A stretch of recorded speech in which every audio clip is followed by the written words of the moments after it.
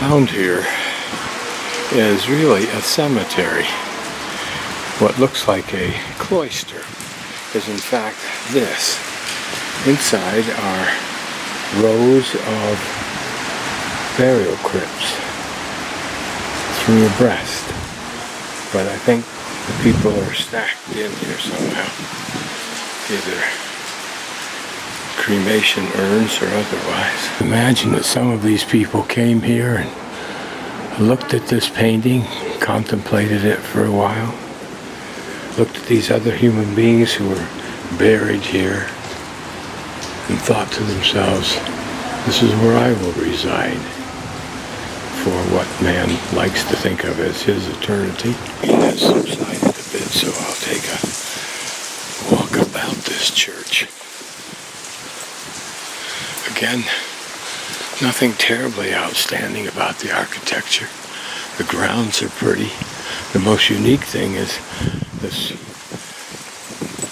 cemetery cloister, for lack of a better term. There's lying these grassy plots. 100 years from now, 200 years from now,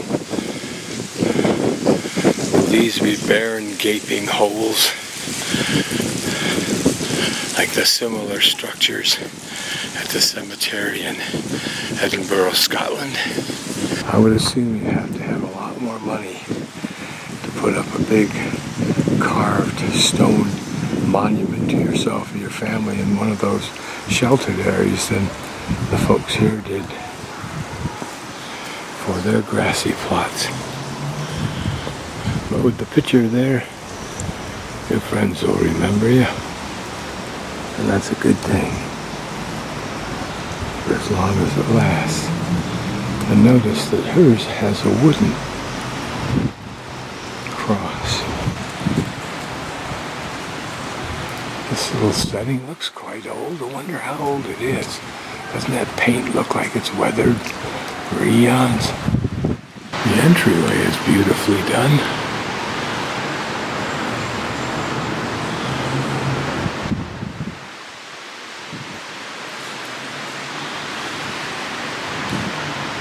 I think those archways are mostly painted, as is all of that wall detail.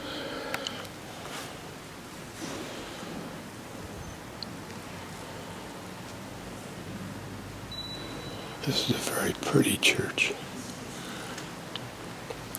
mainly from the embellishments on it.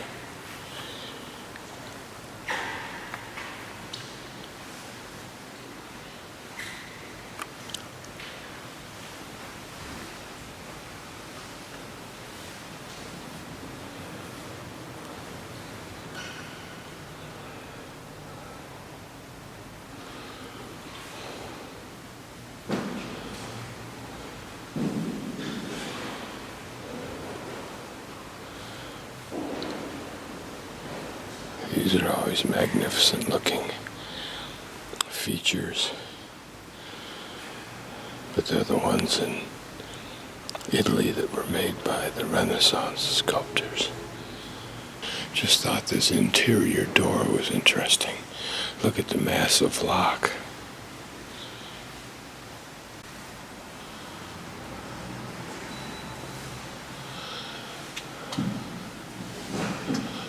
Brace to hold the large door closed. Look at those ornate pews there, where there's a seat for each person, reminiscent of many of the great cathedrals.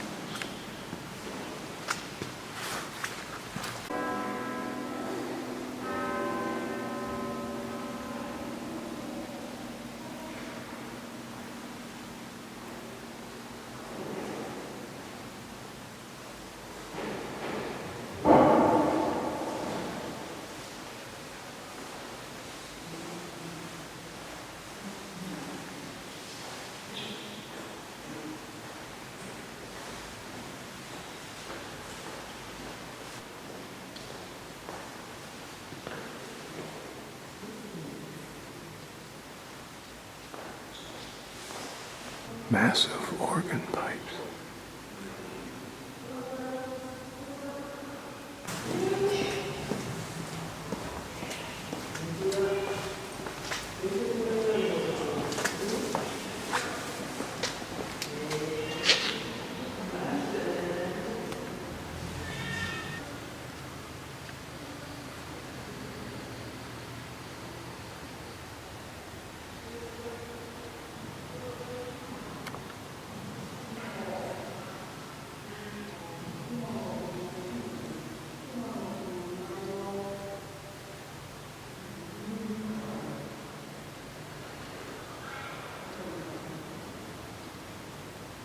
This might have been one of the old tourist boats converted to a restaurant now. But there still are some really old classic tourist boats.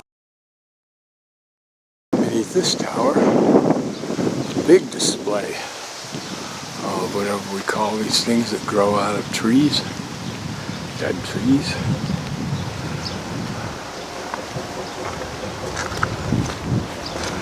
Literally blossoming on them, very Harry Potter looking, or Lord of the Rings, whichever you choose. Last tower that I can see from the outside of the fortress walls. That must have been some kind of platform up there. And we'll look back.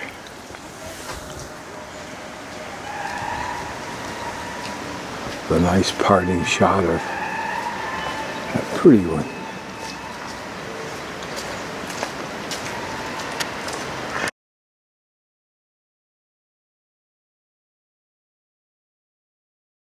Here we have a view of 4 of the towers I walked past yesterday. The one on the left I climbed to the top of, and one of these should be a clock tower where the clock mechanism is exposed, and perhaps it's that one over there. Let's shoot up and take a look, because apparently you can hike up to the top and see the inner workings of the clock. And yep, that looks like a clock. So I made this backtrack diagram of the towers. A statue of somebody, looks new. Another tower further down, I don't know if we'll have access, but I'll go. My plan is to go between these 2 wooden bridges, this one, Explorer Brook, and Capella Brook up there. You'll see it in a moment when I pan to the right. And just crisscross through these little streets over in that area and look for little squares and things of interest. The small temple, I believe, was built somewhere in the 1400s. The whole bridge built in 1408. It may have been in 15-something this was built. And there, with its 2 towers, is the church we were in earlier this morning. Gorgeous church. The outside really belies the inside. Right next to the river, right as you come off the bridge, we are at Merlinplatz. This is how it looks today.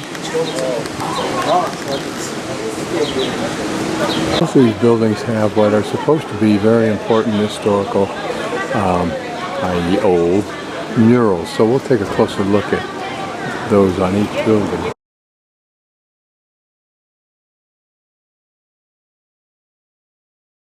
These will take a closer look because this appears to describe the town in the day, maybe 1400s, maybe 1500s.